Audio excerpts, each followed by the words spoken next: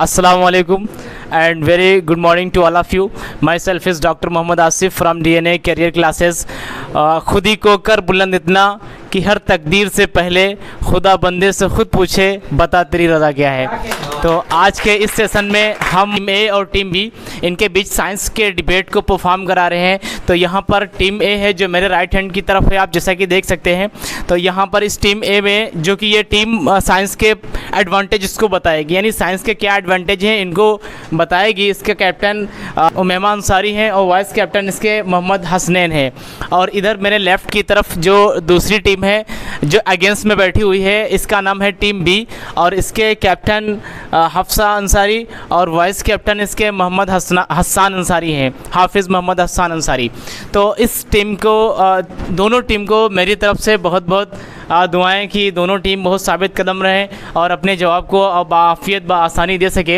हमारा ये कंपटीशन होगा या डिबेट होगी, इसको परफॉर्म कराने के लिए सबसे पहले हम लोग टास्क कराएंगे।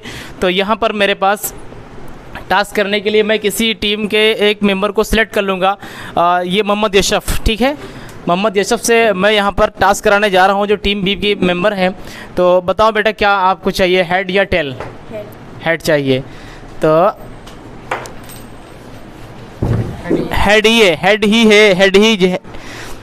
ये टीम जो बी है वो टॉस जीत चुकी है माशाल्लाह। तो अब इस टीम को ये इख्तियार है कि ये टीम अपने पॉइंट रखेगी या सामने वाली टीम के पॉइंट लेगी, ठीक है। तो यहाँ पर टीम बी टॉस जीत चुकी है और टीम बी के कैप्टन ने फैसला किया है कि टीम ए अपने पहले पॉइंट्स को रखेगी और टीम बी उन पॉइंट्स के जवाब देगी। तो चलते हैं टीम ए के पास। Who is initiator of your team? Good morning all of you.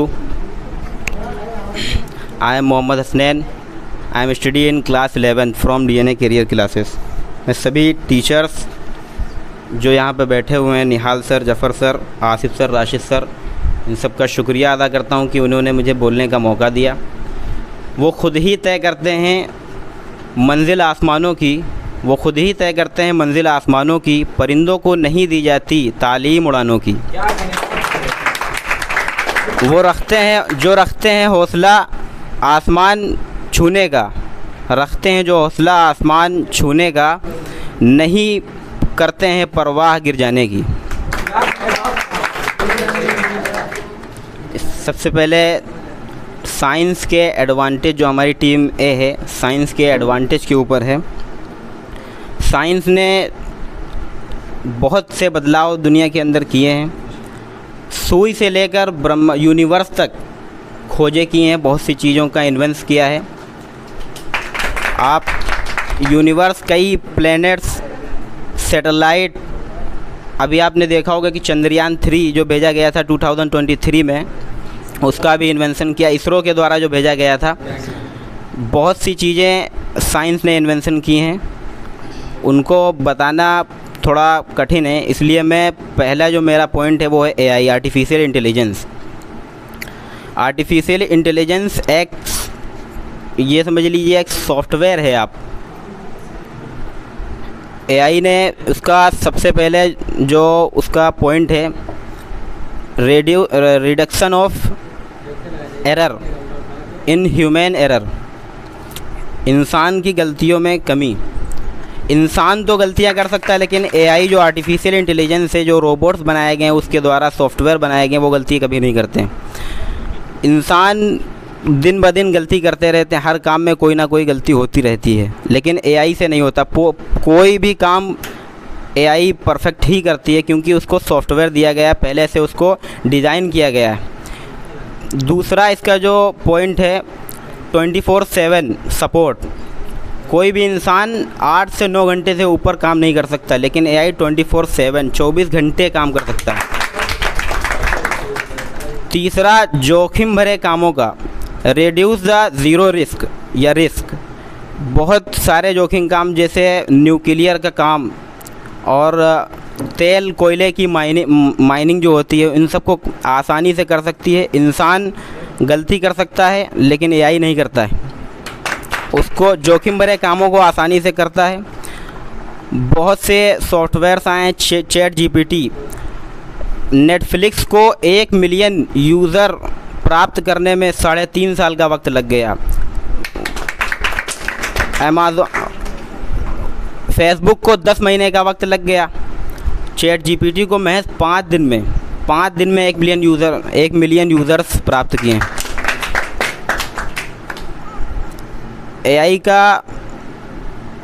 AI ने बहुत से इन्वेंशंस भी किए हैं, जैसे कि आप अपने मोबाइल्स में चलाते हैं, ईमेल हो गई, फेसबुक हो गया, इंस्टाग्राम हो गया, माइक्रोसॉफ्ट हो गया, गूगल हो गया, इन सब में एआई का यूज़ है। डीपर एनालाइज भी करता है एआई। इसका किसी भी डाटा को बहुत गहराई से देखता है, फिर उसमें गलतियों को सुधारता है, फिर उसको सही करता है। इसका सबसे बड़ा उदाहरण है अलादीन। दुनिया की सबसे बड़ी कंपनी ब्लैक रॉक, जिसको बहुत कम लोग शायद जानते होंगे, उसका एक सॉफ्टवेयर है अलादीन। उसमें उसकी ब्लैक रॉक कंपनी की जो नेटवर्थ है, एसेट्स है $9.5 ट्रिलियन। अमेरिका की 50% जीडीपी अकेला संभालता है लैरी फिंक, जिसके सीईओ हैं लैरी फिंक। अलादीन वो इतनी गहराई से एनालाइज करता है चीज़ों को, एक भी गलती नहीं होती उसके अंदर एक भी गलतियां नहीं होती, जिस वजह से वो चीज़ों को कायदे से बता पाता है। इस वजह से ही वो कंपनी दुनिया की सबसे बड़ी कंपनी है। तो मैं इतना ही कहना चाहता हूँ। Thank you. इधर आया रहेगा।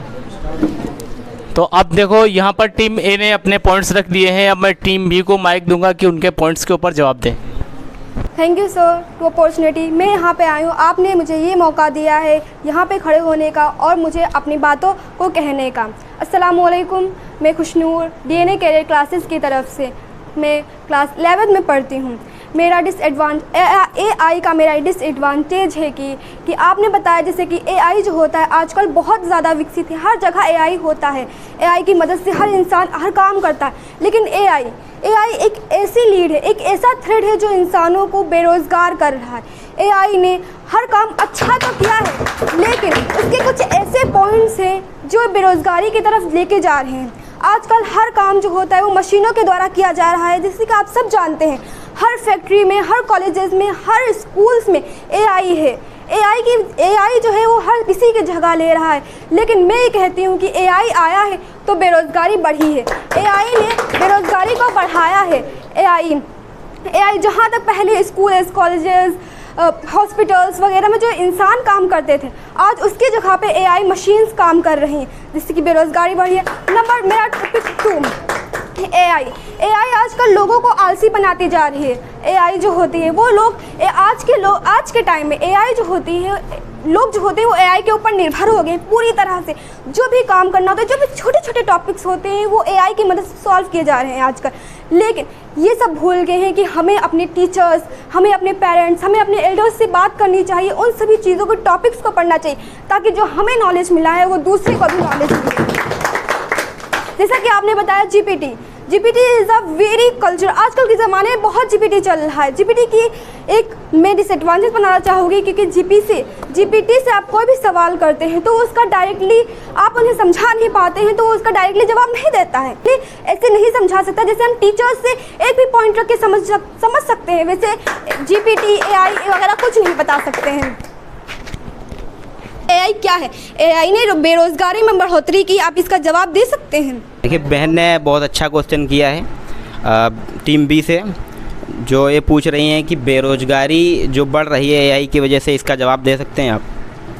देखिए, एआई जॉब्स नहीं खाता है, जॉब्स की कैटेगरी खाता है। AI won't take your job but a person knowing AI will. जिस तरीके से इंडिया के अंदर लगभग 30% जनता पढ़ी लिखी नहीं है, ना लिखना आता ना पढ़ना आता है, ऐसे ही 60% जनता कंप्यूटर चलाना नहीं जानती है, 40% ओनली जानती है। उसको सीखना चाहिए। इसी तरीके से एआई के बारे में भी सीखना चाहिए कि एआई काम कैसे करता है, किस तरीके से ये काम करता है, इसके बारे में हमें लेना चाहिए। कई सारे ऐप्स हैं, फ़ोटोग्राफी में भी एआई आपका मदद करेगा। आपको अगर एक गाना सुनना है, एआई के एक सॉफ्टवेयर्स होते हैं अलग अलग, गाने आप बना सकते हैं एआई से, जैसे कि बेला चाव, अगर उसमें सिर्फ आप ड्रम्स लिखेंगे तो ड्रम्स के ऊपर गाने आएंगे, या सिर्फ आप पियानो के ऊपर गाने सुनना चाहते हैं सिर्फ पियानो की म्यूज़िक से आएंगी। एआई के बारे में आपको जानना है, पढ़ना है उसके बारे में। अस्सलाम वालेकुम एवरीवन। इन्होंने कहा है बहुत सारे फ़ायदे हैं एआई से, बहुत सारी चीज़ें हैं, पर इन्हें ये नहीं पता है कि एआई लोगों की ज़िंदगी भी ख़राब कर रहा है। लोगों के इलीगल चेहरे एआई के द्वारा लगा दिए जाते हैं एआई के द्वारा, और उनकी ज़िंदगी बर्बाद हो जाती है। ब्लैकमेल किए जा रहे हैं, घर वाले परेशान हो रहे हैं, आत्महत्या हो रही है उनके बारे में, उनके लिए। ऐसे ही रश्मिका मंदना का एक वीडियो वायरल हुआ था, उस पर एआई के द्वारा उनका चेहरा लगा दिया गया था। तो इन्होंने उसके एडवांटेज बताए थे ना सर। तो एआई का मतलब ये जो लॉन्च हुआ है एआई, तो इसका ज़िम्मेदार कौन होगा सर? अस्सलामुअलैकुम, मैं हफ्सा शफ़ी उनके जवाब देना चाहूँगी। तो इन्होंने कहा कि एआई से हर चीज़ बहुत ही इजी हो रही है, पर अभी रेसलर प्रोटेस्ट चल रहा था जिसमें रेसलर्स को पुलिस ने पकड़ा और एआई की मदद से उनके चेहरों पर स्माइल लगा दी गई थी फेक, तो उससे उनकी इमेजेस पर बहुत ही बुरा प्रभाव पड़ा था।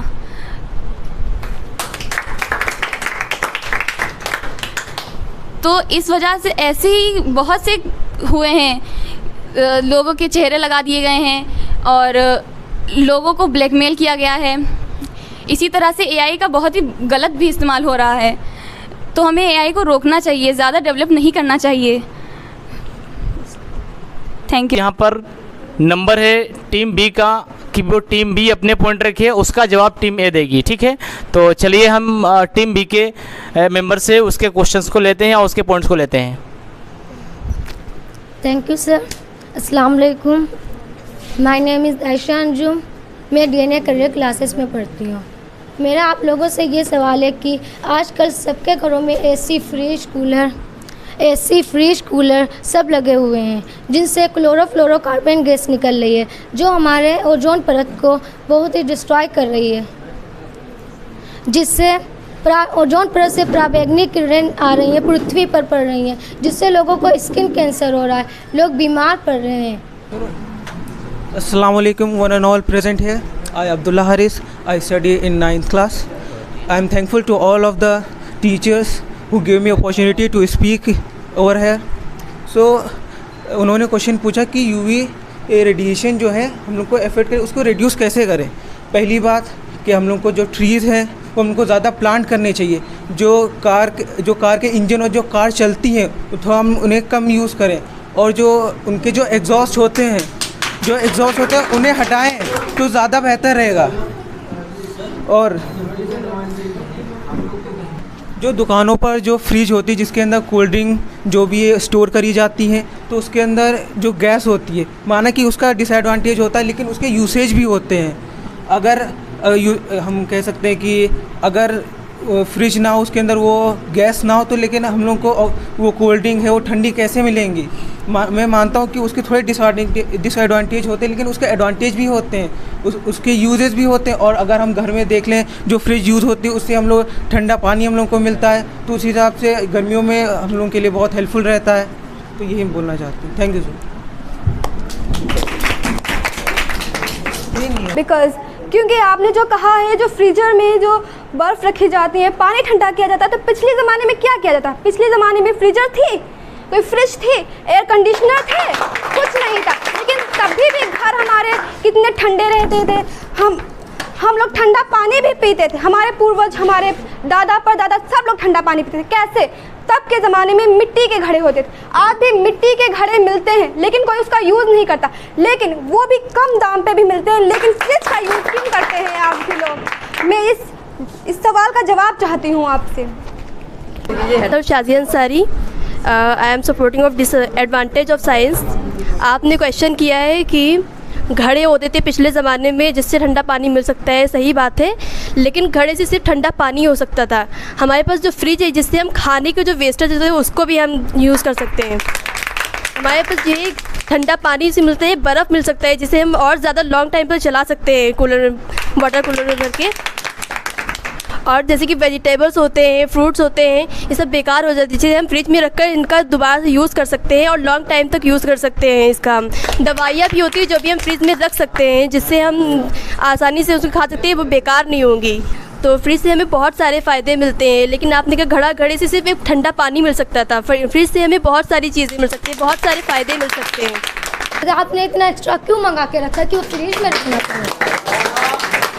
आप सिर्फ सब्ज़ी मंगाइए, स्वस्थ रहने की बिल्कुल सही सब्ज़ी मंगाइए कि इतनी यूज़ करें, जितनी यूज़ करनी हो उतनी मंगाएं। एक्स्ट्रा क्यों मंगाती हैं आप? और सब्जियां खराब इसलिए हो रही है क्योंकि फ्रिज कूलर ऐसी हो रही हैं, इतना टेम्परेचर हो रहा है वातावरण का, तो इससे ही तो सब्जियां खराब हो रही हैं। इतना यूज ना करें मशीन वगैरह कि सब्जियां खराब हो आपकी। Thank you. हमने ये नहीं कहा कि पहले ज़माने में होता नहीं था, पहले ज़माने में भी होता था, अब भी होता है। लेकिन आप मेरी बात को समझिए। मेरी बात ये है कि हम उस चीज़ों को और लॉन्ग टाइम तक, लंबे समय तक रख सकते हैं। अगर हम ऐसे बाहर कोई वेजिटेबल्स या फ्रूट्स वगैरह रख देते हैं तो वो बेकार भी हो जाते हैं ना। लेकिन अगर हम फ्रिज में रखते हैं तो लंबे समय, 2-3 दिन चल सकता है ना वो। और जैसे कि आपने कहा टेम्परेचर, तो उसको वो आपकी जिम्मेदारी है कि आप उसको ओवरलोड कम करें ताकि जो है वो आसानी से चल सके, ज़्यादा नहीं बेकार होगा। और पहले हम चीज़ों को एक्सपोर्ट नहीं कर सकते थे, लेकिन हम उसमें रख के, जैसे ही हमें कभी मंगाया तो हमें कल को लेके जाना है, लेकिन आज हमको मंगाना है, आज हमने मंगाया तो उसको हम फ्रिज में रख से एक्सपोर्ट कर सकते हैं ना, कि कल हम ले जा सकते हैं। तो मैं उसका जवाब देना चाहूँगी कि अगर टेम्परेचर कम रहेगा तो सब्जियां बेकार नहीं होंगी। आप ही लोगों की वजह से तो टेम्परेचर बढ़ रहा है। इतनी ज़्यादा टेक्नोलॉजी क्यों लाए हैं आप लोग? फ्रिज, एसी, ये सब आप लोग क्यों यूज़ कर रहे हैं? जितना कम आप लोग ये यूज़ करेंगे उतना कम हम लोग को फ्रिज की ज़रूरत पड़ेगी। जितनी कम फ्रिज होगी उतना ही ज़्यादा CFC गैस कम निकलेगी, उतनी ही ज़्यादा हम लोग को फ्रिज़ों की कमी नहीं ज़रूरत होगी, उसकी नीड की नहीं होगी फ्रिज की। और एसी, कूलर, इन सबको अगर हम बंद कर देंगे, मौसम हमारा ठंडा रहेगा। सर्दियों में तो हमारी सब्जियां नहीं ख़राब होती हैं, सर्दियों में हमें फ्रिज की ज़रूरत नहीं होती है। ऐसा क्यों? तो गर्मियों में इतनी गर्मी आप लोग बढ़ा देते हैं तो हमें फ्रिज की ज़रूरत पड़ती ही है। बात ओजोन लेयर की चल रही थी, सब्जियों पर आकर के डिबेट आपकी इस पॉइंट पर मैं ख़त्म कर रहा हूँ। तो मसला खाने का नहीं था, मसला जीवन बचाने का था, मसला ज़िंदगी बचाने का था, मसला अर्थ को बचाने का था। तो जो बात हमारी अर्थ को बचाने के ऊपर हुई थी वो बात फाइनली आकर के सब्जियों को बचाने में और उनके खाने को बचाने पे ख़त्म हो गई है। एडवांटेज, या मैं ऐसा कह सकता हूँ, उसका एक नया पॉइंट मैं टीम ए से लूँगा कि अब टीम ए की बारी है कि वो अपना पॉइंट रखें, उसका जवाब टीम बी देगी। ठीक है? तो अस्सलाम वालेकुम, my name is Sania Bano, daughter of Guddu. मैं साइंस एक्सप्लोरेशंस के बारे में बताना चाहती हूँ। जैसे हमारी साइंस एक्सप्लोरेशंस मतलब अंतरिक्ष अन्वेषण। साइंस के थ्रू हमने यूनिवर्स के बारे में रिसर्च किया और चंद्रयान भेजे और मार्स पे मिशंस भेजे। इससे बहुत सारे हमें फ़ायदे हुए हैं, जिससे हमने ब्रह्मांड में जो है उसकी कुछ जानकारी प्राप्त की। इसके अगर जो है मिशंस नहीं भेजते तो वहाँ की जानकारी भी हमें नहीं मिल पाती। इससे हमें बहुत फ़ायदे हुए हैं। क्या आप इसका डिसएडवांटेज बता सकते हैं? Thank you. तो मैं कुछ बोलना चाहूँगी इनका जवाब देने के लिए। तो चंद्रयान क्यों भेजा गया है? मार्स पे ऑक्सीजन, जल, यही सब तो ढूंढने के लिए भेजा गया है। और इसकी नीड क्यों पड़ी? जब यहाँ इतना पोल्यूशन, इतनी सब गंदगी फैला रहे हैं, इसलिए तो हमें मार्स पे जाने की नौबत आई है। अगर यहीं हम लोग स्वच्छ रखें सब कुछ तो हमें जाना ही नहीं पड़ेगा वहाँ। यहाँ आप लोग हर तरह के पोल्यूशन ही फैला रहे हैं और चीज़ें इतनी आप लोगों ने बिखेर दी हैं, उसको संभालना इतना मुश्किल हो गया। इसलिए तो हमें चांद पे, मार्स पे, हर ग्रह पे ही जाना पड़ रहा है। अपने ग्रह को हम लोग अच्छा बना ही नहीं पा रहे हैं। ये सब साइंस की वजह से ही हो रहा है। क्या आप लोग बता सकते हैं कि हम लोग वहाँ क्यों ही जाएं? अगर हमारी पृथ्वी इतनी अच्छी है, हम उसको ही अच्छा बना लें।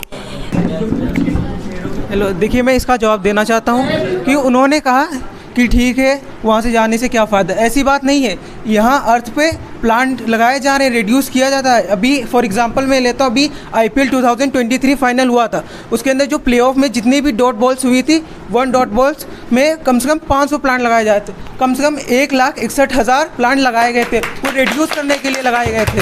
ये आप कह नहीं सकते, रिड्यूस किया जा रहा है और मेंटेन किया जा रहा है, और भी रिसर्च कराई जा रही है, और भी अलग एक्टिविटीज़ कराई जा रही है, जिसमें कि हम लोग और अच्छी ऊपर जा सके, इंडिया और ऊपर तरीके रहे। ठीक है सर, थैंक यू। इन्होंने बोला कि पेड़ लगाए जा रहे हैं, पर पेड़ जितने लगाए जा रहे हैं उससे 2 गुना 3 गुना पेड़ काटे भी तो जा रहे हैं। पेड़ लगाए 1-2 लाख जा रहे हैं, लेकिन काटे करोड़ों में जा रहे हैं। अमेज़न जंगल जो हमारे दुनिया का लंग है, उसको तो आधा कर दिया गया है। उस लंग में तो कैंसर हो गया है। आप लोग क्या कहना चाहते हैं इस बारे में?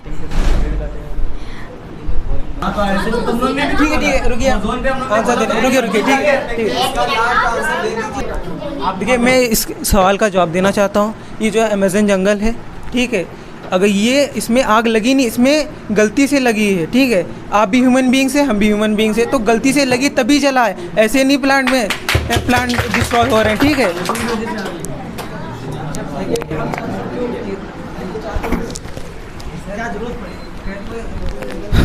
तो यहाँ पर असल में टॉपिक डाइवर्ट हो जाता है बार बार। ये क्वेश्चन भी जहाँ पर जो इन्होंने स्पेस टेक्नोलॉजी की बात की थी, ये अपने आप में एक बड़ा क्वेश्चन था। उसके आंसर में जो चीज़ें आई वो कहीं ना कहीं डाइवर्ट हो रही हैं चीज़ें। तो मैं अब ये चाहूँगा कि इस पॉइंट को भी यहीं पर ख़त्म किया जाए और नेक्स्ट पॉइंट की तरफ चला जाए कि अब हम नया पॉइंट टीम बी से लेना चाहेंगे कि टीम बी अपना एक नया पॉइंट दे और उस पॉइंट के ऊपर चर्चा की जाए। मैं ये चाहता हूँ कि कम समय में चीज़ें ज़्यादा आ सकें और जो बच्चों ने प्रिपरेशन कर रखी हैं वो हम तक और आप तक सब तक पहुँच सके। ठीक है, तो चलते हैं टीम बी के पास। इसका अब नया क्वेश्चन देने की बारी है टीम बी की। चलिए स्टार्ट है। हाँ बोलो, वेजिटेबल्स के ऊपर बोल दो, बोल दो।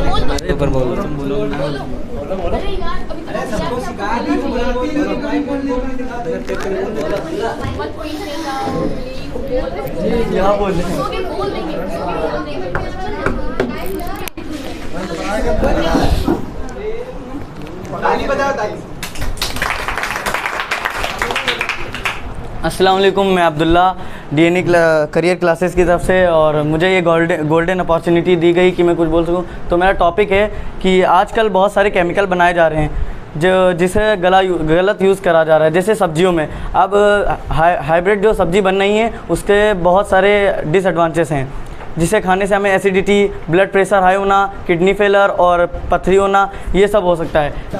देखिए, इन्होंने जो अब्दुल्ला भाई ने क्वेश्चन पूछा है कि वेजिटेबल्स में जो मेडिसिन्स लगाए जा रहे हैं इनसे जो बीमारियां हो रही हैं उनको क्या ज़रूरत है लगाने की।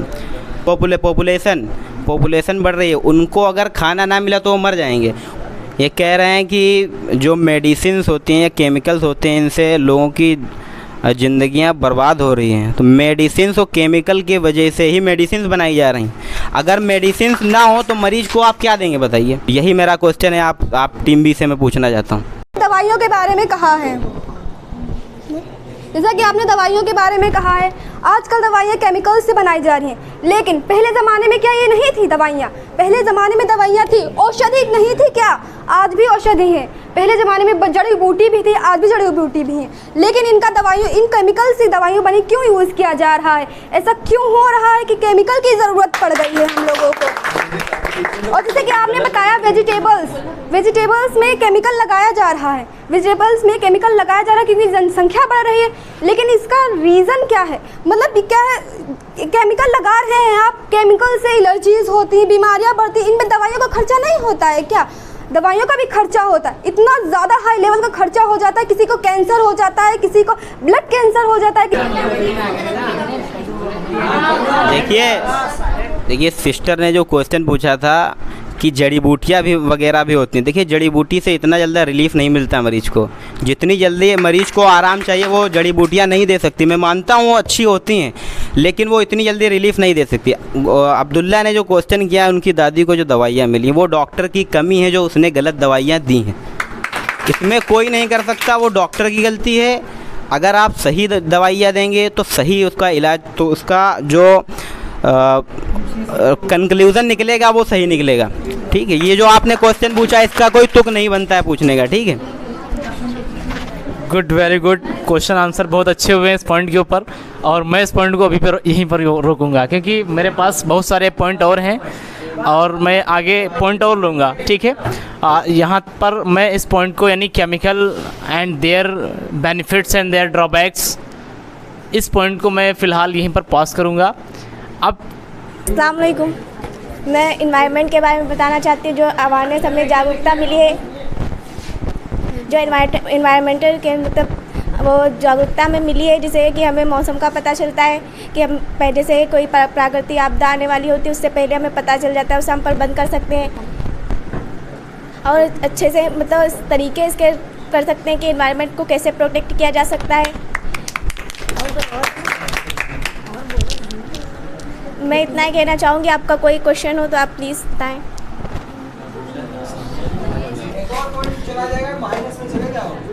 मैं कुछ बोलना चाहूँगी।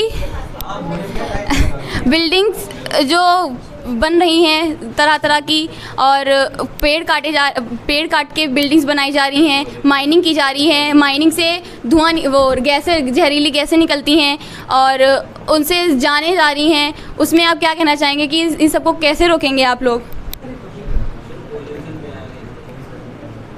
भाई हमें टॉपिक जो मेरे पास टॉपिक है उसी पे तो पूछेंगे ना। पॉल्यूशन हमें जो पूछना है वो पूछेंगे, आपको बताना है। आपको बताना है बस, तो पॉइंट ही तो रखा है। बनते हैं, मेटल्स निकाले जाते हैं, तो मेटल्स ज़मीनों से, पहाड़ों से निकाले जाते हैं, जिसकी वजह से तो ज़मीन हिलती है, जिसकी वजह से भूकंप आते हैं, जाने जा रही हैं और बहुत सी बिल्डिंगें गिर रही हैं ना। ये मेटल्स ज़मीन वो पहाड़ों से निकाले जाते हैं, जिससे कि बहुत सारे बॉम्ब वगैरह बन रहे हैं, दूसरे देशों में भी छोड़े जा रहे हैं, जिससे बहुत सारी जानें जा रही हैं। अस्सलाम वालेकुम, माई सेल्फ अरीबा अंसारी। मैं अपना पॉइंट रखना चाहती हूँ मोटरसाइकिल पे।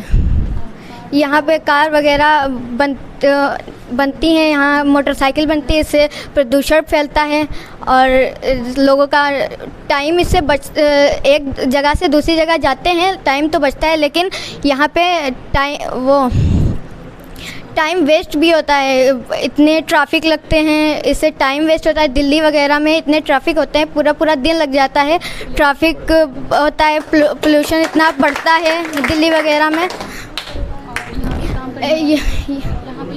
यहाँ पे जो मोटरसाइकिल वगैरह पे काम करते हैं वहाँ उनको बहुत नुकसान होता है। एक यहीं पे एक्सीडेंट हुआ था एक लड़के का, जो मोटर बाइक पे वो काम कर रहा था, तो उसका कोई मशीन फट गई थी, तो उसका सर फट के उसका भेजा दूसरी बिल्डिंग पे गिरा था, तो इससे नुकसान ही तो हुआ है, इंसान की जान ही तो गई है।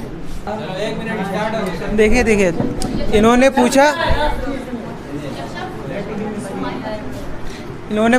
इन्होंने कहा कि जैसे कि अभी जो किडनी जो भेजा था पूरा इधर से उधर हो गया। ठीक है, मशीन जो है वो इंसानों ने ही बनाई है।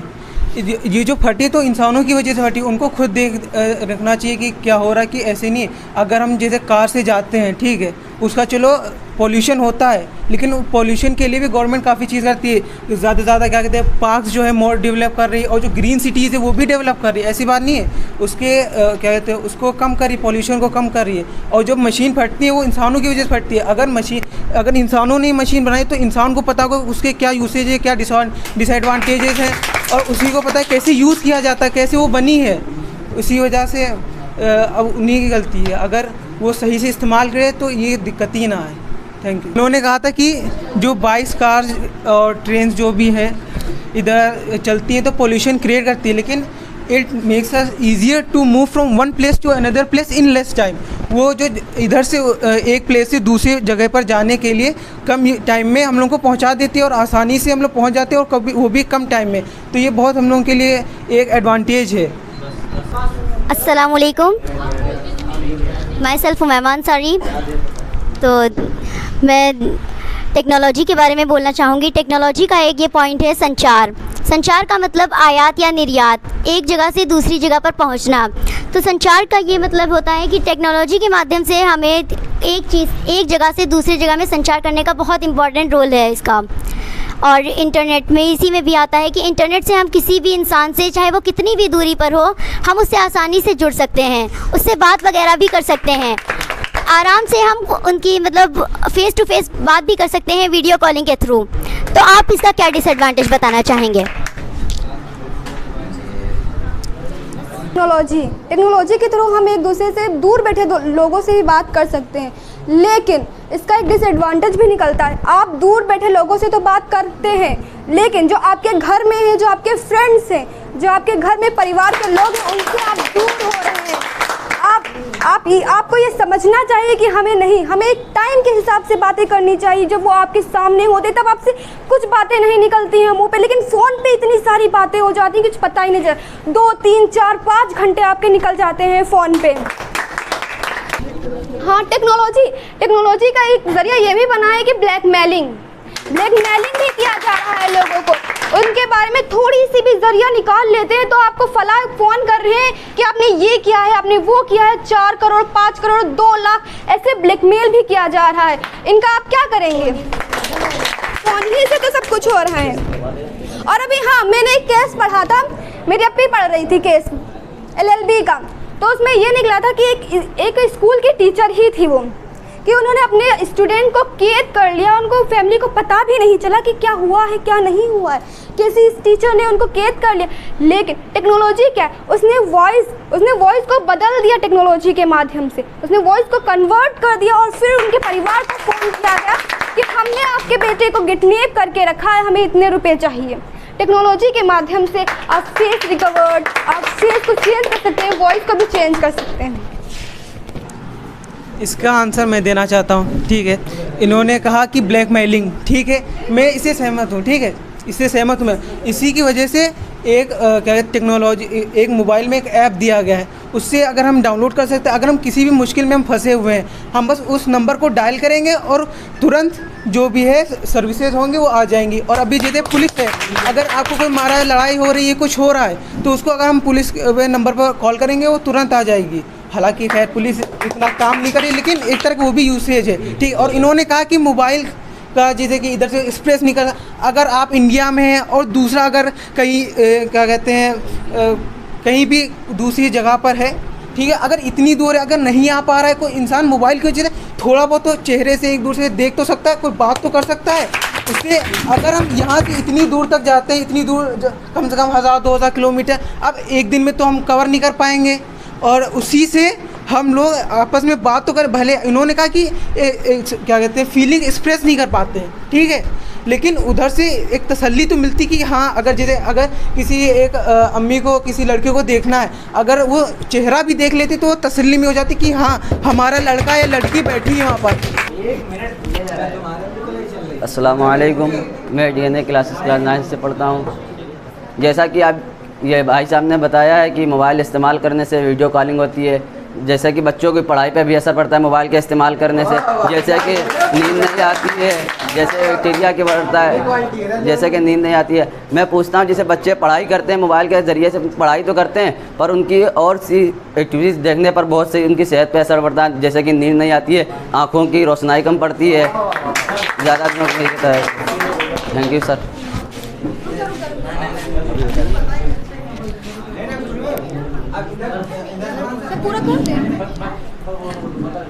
जैसा कि मेरी टीम ने बताया है कि मोबाइल देखने से आंखों की रोशनी कम होती है, आप बताएंगे कि टेक्नोलॉजी मतलब मोबाइल है जो आप उसे शिक्षा भी हासिल कर सकते हैं, लेकिन उस आप जो क्लासेस नीचे आप क्लासेस जो लगाते हैं, लेकिन नीचे जो लाइन चलती आ रही होती है, तो आप स्विप करते हैं, उनको स्विप करते हैं और उनमें से पता नहीं आपके दिमाग में ये चल रहा होता है कि काश हमारा यहाँ पे फेवरेट कोई चैनल आ जाए, कोई फेवरेट चीज़ आ जाए, जैसे कि क्रिमिनलिटी है, जैसे कि हम ले सकते हैं फूड ब्लॉगर्स हैं, उन सब में बिजी हो जाते हैं, फिर नोटिफिकेशंस जो आ जाते हैं उनमें हम चले जाते हैं।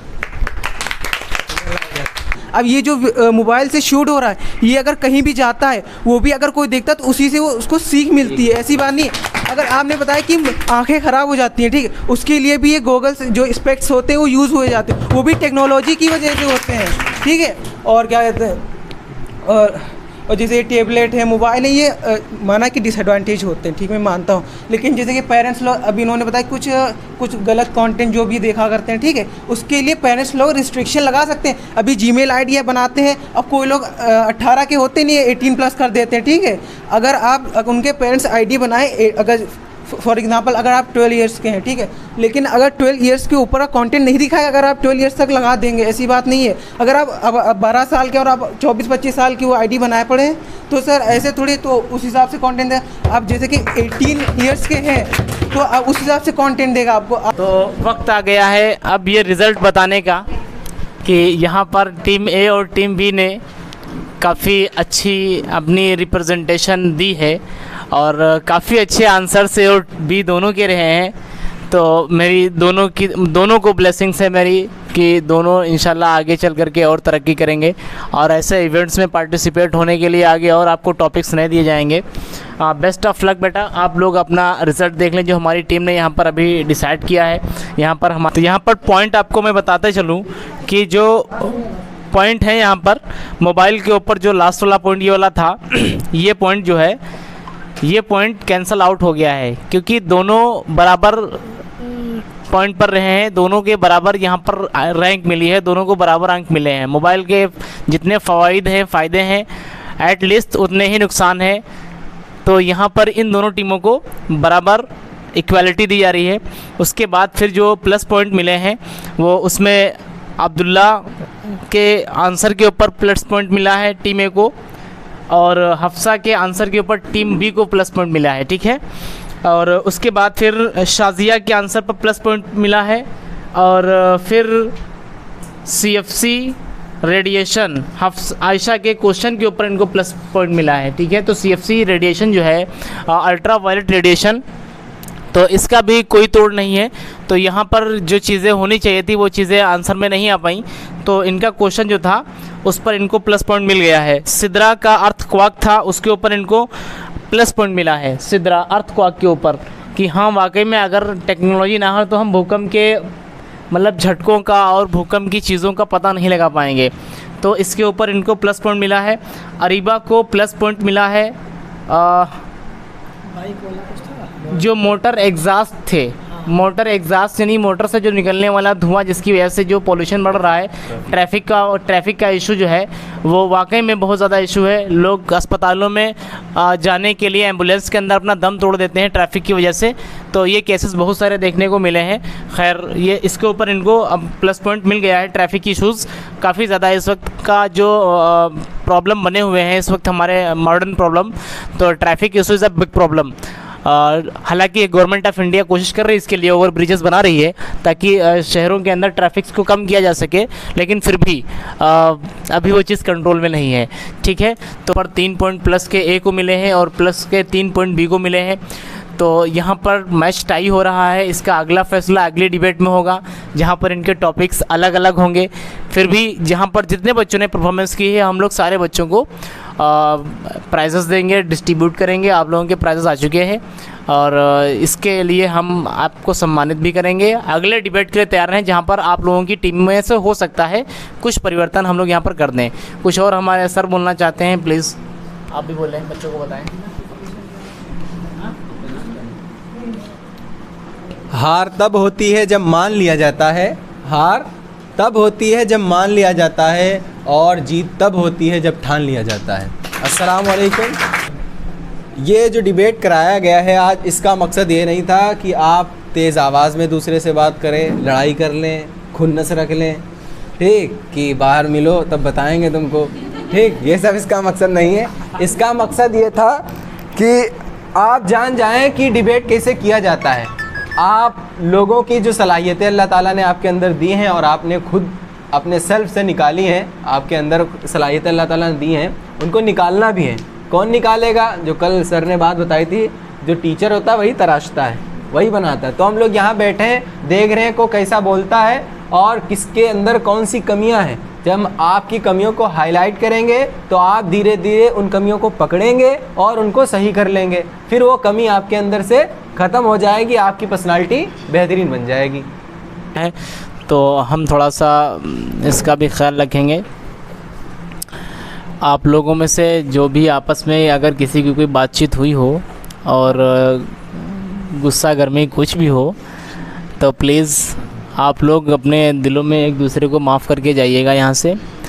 हुज़ूर सल्लल्लाहु अलैहि वसल्लम ने जो है एक सुन लो, हुज़ूर सल्लल्लाहु अलैहि वसल्लम ने एक मजमे को मुखातब किया और मुखातब करने के दौरान ये फ़रमाया कि देखो अभी तुम्हारे पास एक जन्नती आदमी आने वाला है। तो सहाबा रज़ियल्लाहु अन्हुम अजमईन ने देखा कि एक शख्स आए हैं और उनके दाढ़ी से वज़ू का पानी जो है ना टपक रहा है। तो फरमाया कि जो है वो आ करके और अपने बाएं हाथ में उन्होंने जूते पकड़े हुए थे, रख करके अंदर आगे बैठ गया करके मजलिस में। उसके बाद दूसरा दिन हुआ, फिर अल्लाह के नबी अलैहिस्सलातु वस्सलाम लोगों से बयान फरमा रहे हैं कि देखो अभी तुम्हारे पास एक जन्नती आदमी आएगा। फिर दूसरे दिन वो शख्स आए और उसी हालत में वज़ू का पानी उनकी दाढ़ी से टपक रहा था, बाएं हाथ में जूते पकड़े हुए थे और आकर के उन्होंने जूते रखे मस्जिद में दाखिल हो गए। फिर तीसरे दिन फिर हुज़ूर अकरम सल्लल्लाहु अलैहि वसल्लम ने फरमाया कि देखो अभी तुम्हारे पास फिर एक जन्नती आदमी आने वाला है। तो फिर वही सहाबी आए, उसी तरीके से सेम वही कंडीशन, वही हालत। तो उस मजमे में एक सहाबी रसूल बैठे हुए थे, उन्होंने देखा कि 3 दिन से अल्लाह के नबी ये बात कह रहे हैं कि जन्नती वक्त जो है आदमी आने वाला है, जन्नती आदमी आने वाला, बार बार यही आ रहे हैं। तो उनके दिल में चाहत पैदा हुई कि चलो हम इनका अमल देखते हैं कि आखिर ये करते क्या हैं, किस बात की वजह पर अल्लाह के नबी अलैहिस्सलातु वस्सलाम ने इनको बार बार जन्नती होने की बशारत दी है।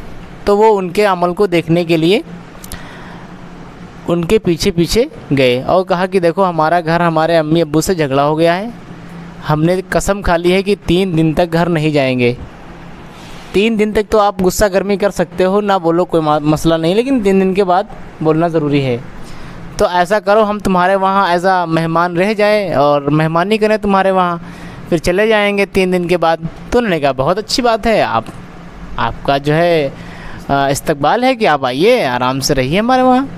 तो खैर वो उनके वहाँ रुके। उनका मकसद था कि हम इनके काम को देखें कि क्या इन्होंने नए काम किए हैं, कितनी नमाज़ें पढ़ते हैं, कितने रोज़े रखते हैं, कितनी तहज्जुद पढ़ते हैं, कितनी कुरान पढ़ते हैं, क्या मतलब वो चीज़ देखना चाहते थे। तो उन्होंने देखा कि वो बहुत ज़्यादा रात में उठ करके तहज्जुद नहीं पढ़ते हैं और बहुत ज़्यादा कोई ख़ास अमल उन्होंने नहीं देखा, बस सीधा सीधा अमल जो वो करते थे वही वो कर रहे थे।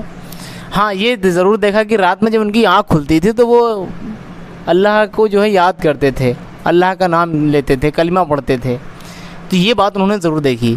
फिर जब 3 दिन हो गए तो उन्होंने कहा ऐसा है देखो हमारा झगड़ा किसी से कुछ नहीं हुआ था, लेकिन बात दरअसल ये है कि आप 3 बार अल्लाह के नबी अलैहिस्सलातु वस्सलाम की मजलिस में आए हैं और तीनों बार जो है अल्लाह के नबी ने यही कहा जन्नती शख्स आने वाला, तीनों बार आप आए हैं। तो हम ये देखना चाहते थे कि तुम्हारा अमल क्या है जिसकी वजह से तुमको अल्लाह ने ये जो है मर्तबा दिया है।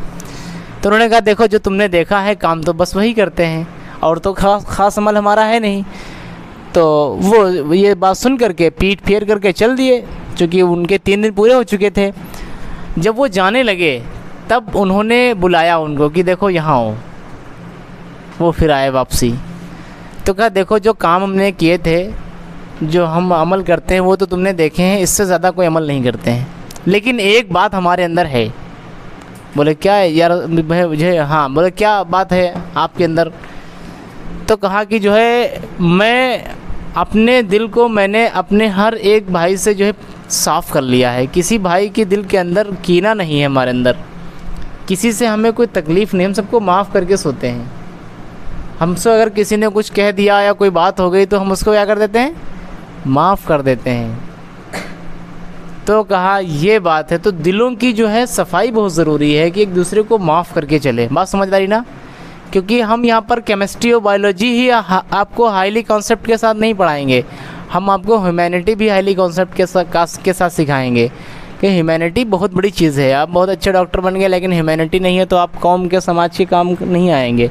तो इसलिए आप में से जितने भी लोग, अगर कोई बेटा आपस की बातचीत हो और जो भी तेज़ आवाज़ में या किसी ने कुछ कह दिया हो तो वो एक दूसरे को माफ़ कर दें, अल्लाह अपने आप माफ़ कर देगा। ठीक है इंशाल्लाह। सब ने माफ़ कर दिया एक दूसरे को, किसी को किसी से कोई शिकायत तो नहीं है ना? हम सब आपस में रहने वाले लोग हैं, एक पास रहने वाले, डिबेट में होता है, चीज़ें होती हैं।